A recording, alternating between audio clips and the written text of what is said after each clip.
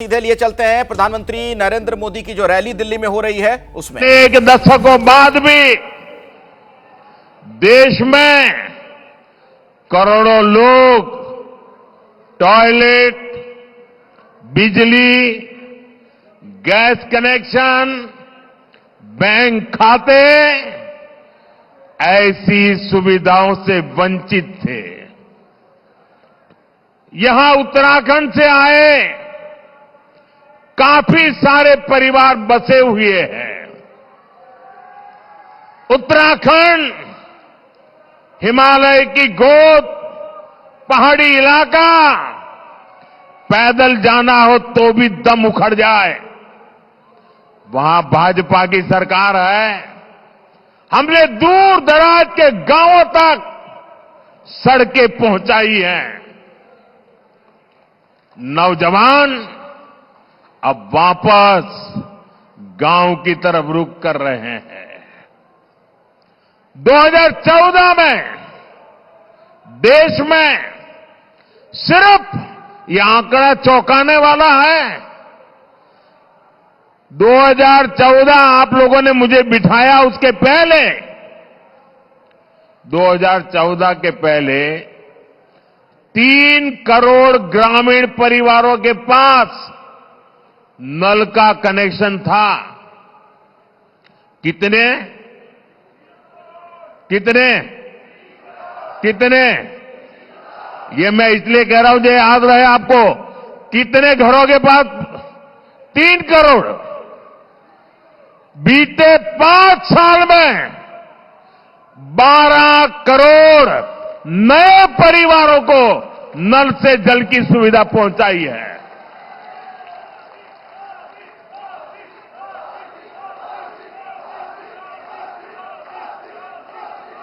आप मुझे बताइए, पहले की सरकार में नल से जल की योजना थी कि नहीं थी? कांग्रेस के जमाने में योजना थी। क्या हमने आकर के बंद कर दी? क्या नहीं बंद कर दी। हमने ऊपर से उसको मजबूत किया। उनका काम तो नहीं होता था। वो तो 3 करोड़ घरों पे अटक चुके थे। जो काम देश की आजादी के बाद इतने दिनों नहीं कर पाए, हमने 5 साल में करके दिखाया कि नहीं? हम योजनाएं बंद करने वालों में से नहीं हैं।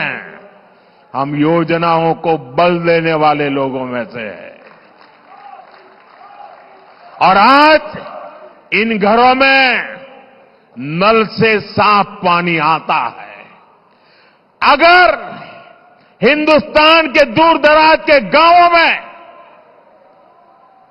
गरीब से गरीब घर में नल से जल पहुंच सकता है, तो मेरे दिल्ली के भाई बहन मुझे बताएं, देश की राजधानी दिल्ली में ना नल से जल आता है, और जहां आता भी है वो बताने लायक भी नहीं है। पीने की तो बात छोड़ो, साफ नहीं होता है।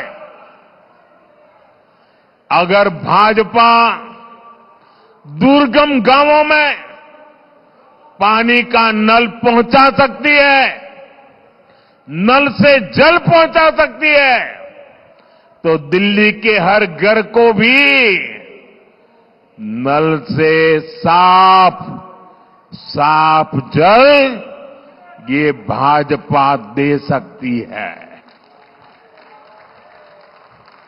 साथियों, आपदा वालों ने दिल्ली को पानी माफिया के भरोसे छोड़ दिया है। इन लोगों ने 3 चुनाव में यमुना जी की सफाई के नाम पर वोट मांगे। आज कह रहे हैं, और बेशर्मी देखिए अब कहां तक पहुंच गए। अरे भाई, यमुना जी से तो वोट थोड़ा मिलता है, हम यमुना जी की सफाई नहीं करेंगे। बेशर्मी से ये कहने की इनकी हिम्मत ये चौंकाने वाला चरित्र है जी। बेशर्मी है, बेईमानी है, बदनीयती है। ये दिल्ली वालों को पानी के लिए तरसाना चाहते हैं। ये चाहते हैं कि हमारे पूर्वांचली साथी हर साल गंदगी में ही छठी मैया की पूजा करें। साथियों, अपने राजनीतिक स्वार्थ में आपदा वालों ने एक और घोर पाप किया है और ये पाप कभी भी माफ नहीं हो सकता है। इतिहास भी कभी माफ नहीं करेगा। आज भले आपके चेले चपाटे बात को दबा देने की कोशिश करते हो, भले आज आपकी इकोसिस्टम आपके इस पाप पर कपड़ा ढांकने की कोशिश कर रही हो, लेकिन देश नहीं भूल सकता, दिल्ली नहीं भूल सकता, हरियाणा का एक एक बच्चा नहीं भूल सकता। दिल्ली के एक पूर्व मुख्यमंत्री ने हरियाणा के लोगों पर घिनौने आरोप लगा दिए हैं। हार के डर से आपदा वाले बौखला गए हैं। आप बताइए, हरियाणा के लोग दिल्ली से अलग है क्या? क्या हरियाणा वालों के परिवार, बाल बच्चे, नाते रिश्तेदार दिल्ली में नहीं रहते क्या? क्या हरियाणा के लोग अपने ही बच्चों के पानी में जहर मिला सकते हैं क्या?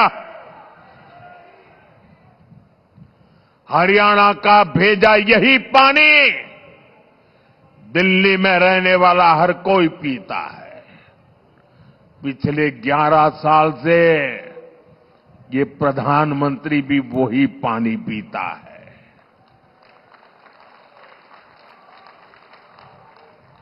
हरियाणा का भेजा यही पानी दिल्ली में रहने वाले हमारे सारे न्यायाधीश, सारे न्यायमूर्ति, सभी हमारे सम्मानित सदस्य भी पीते हैं।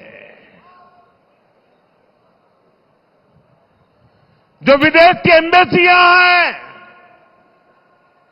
दुनिया की एम्बेसियां हैं, वो भी वही पानी पीते हैं। गरीब के घर के आसपास भी वही पानी होता है। क्या कोई ये सोच सकता है क्या कि मोदी को जहर देने के लिए हरियाणा बीजेपी की सरकार ने पानी में जहर डाल दिया? क्या बोल रहे हो? क्या देश के न्यायाधीशों को जहर पिला करके मारने का षड्यंत्र चल रहा था क्या? क्या बोल रहे हो? मेरे दिल्ली वासियों, गलती माफ करना वो भारत के नागरिकों का उदार चरित्र है, लेकिन जानबूझ करके बदिरादे से पाप करने वालों को न दिल्ली कभी माफ करता है, न देश कभी माफ करता है।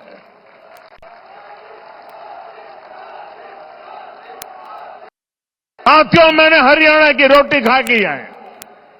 हरियाणा के मुझे राजनीति में उंगली पकड़ करके चलाया है। मैं आता हूं, वहां का एक एक नागरिक धर्म पारायण है। अनेक घरों में सुबह यज्ञ होता है। ऐसा सात्विक जीवन मैंने हरियाणा में देखा है। वे देशभक्ति से भरे हुए लोग हैं। कोई परिवार ऐसा नहीं होगा जिसका बेटा सीमा पर मां भारती की रक्षा न करता हो? क्या ऐसे लोगों को जहर पिलाने वाले, ऐसे आरोप लगा दो आप? अरे ये देश तो ऐसा है, पशु पक्षियों तक को पानी पिलाता है, कभी उनको नुकसान नहीं पहुंचता है। और यह आपदा है कि हरियाणा वाले दिल्ली के पानी में जहर मिलाते हैं। ये सिर्फ हरियाणा का अपमान नहीं, ये भारतीयों का अपमान है, हमारे संस्कारों का अपमान है, हमारे चरित्र का अपमान है। ये वो देश है जो पानी पिलाना धर्म माना जाता है, जहां पियाऊ रखने की परंपरा है। इस देश में ऐसे लोग हो गए जिन्होंने खुद का घर नहीं बनाया, कि गांव वालों के कुआं खोदा या बावड़ी बना दी। इस देश में देश के वासियों को ऐसा झूठा आरोप लगाते हो। चुनाव हारने का ऐसा डर कि कुछ भी बोलो। मुझे पक्का विश्वास है ऐसी ओछी बातें करने वालों को दिल्ली इस बार जरूर सबक सिखाएगी। इन आपदा वालों की लूटिया यमुना जी में ही डूबेगी।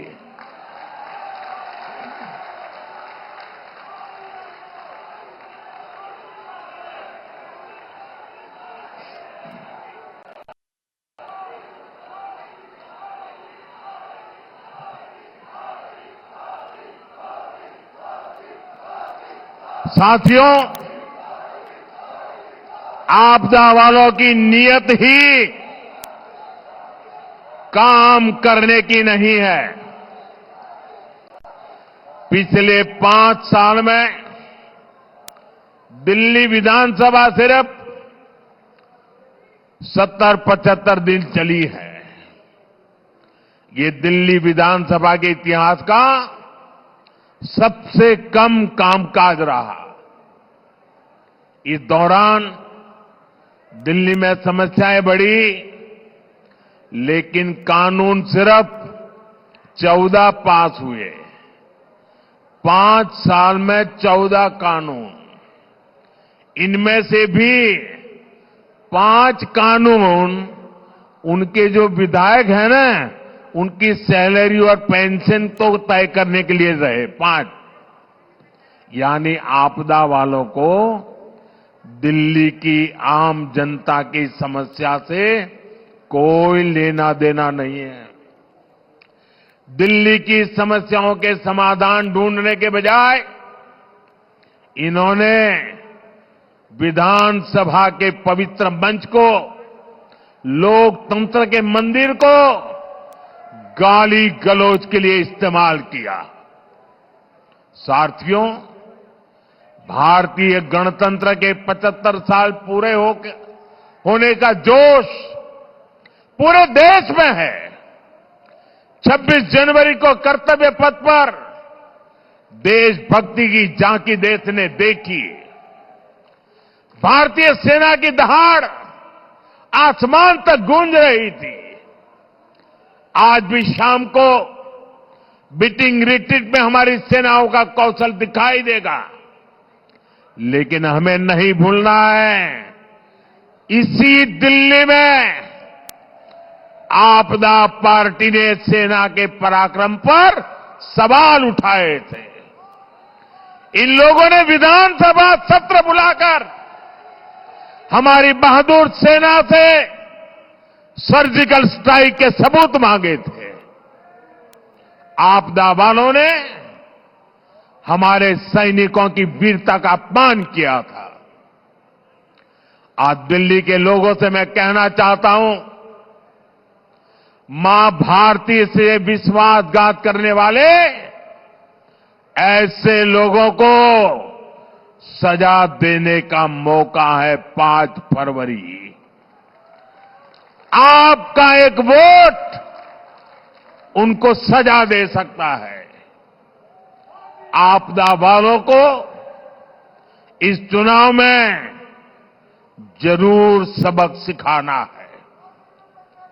साथियों, आज अगर कोई दिल्ली का नाम लेता है तो सिर्फ यही कहता है कि ये देश की राजधानी है।